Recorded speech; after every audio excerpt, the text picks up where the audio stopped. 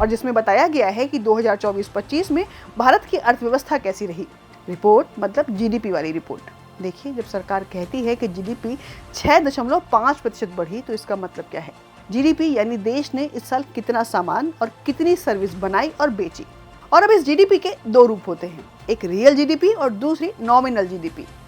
तो real GDP यानी असल ग्रोथ, जिसमें महंगाई को हटा दिया जाता है, मतलब ज्यादा दामों की वजह से नहीं बल्कि वाकई ज्यादा उत्पादन हुआ तभी रियल जीडीपी बढ़ती है। और इस साल रियल जीडीपी 6.5% बढ़ी। और सबसे मजेदार बात यह है कि जनवरी से मार्च के बीच 7.4 की जबरदस्त ग्रोथ दर्ज हुई, जबकि नॉमिनल जीडीपी, इसमें महंगाई भी जुड़ी होती है। मतलब अगर चीजों के दाम बढ़ गए हैं तो नॉमिनल जीडीपी भी बढ़ जाएगी। और इस साल नॉमिनल जीडीपी 9.8% रही और साल के आखिरी 3 महीनों में 10.8 की ग्रोथ हुई।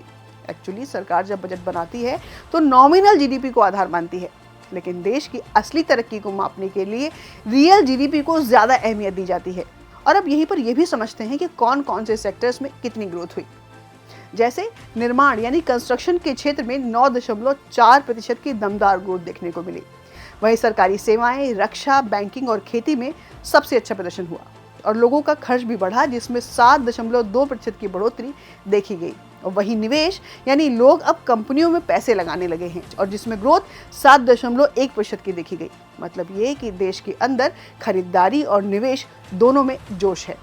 तो कुल मिलाकर सरल भाषा में कहें तो इस रिपोर्ट के मुताबिक देश ने इस साल और ज्यादा कमाया, ज्यादा खर्च किया और ज्यादा इन्वेस्ट किया। और सबसे बड़ी बात, ये सब बैलेंस तरीके से हुआ, ना तो सिर्फ महंगाई के भरोसे और ना ही सिर्फ खर्च के भरोसे।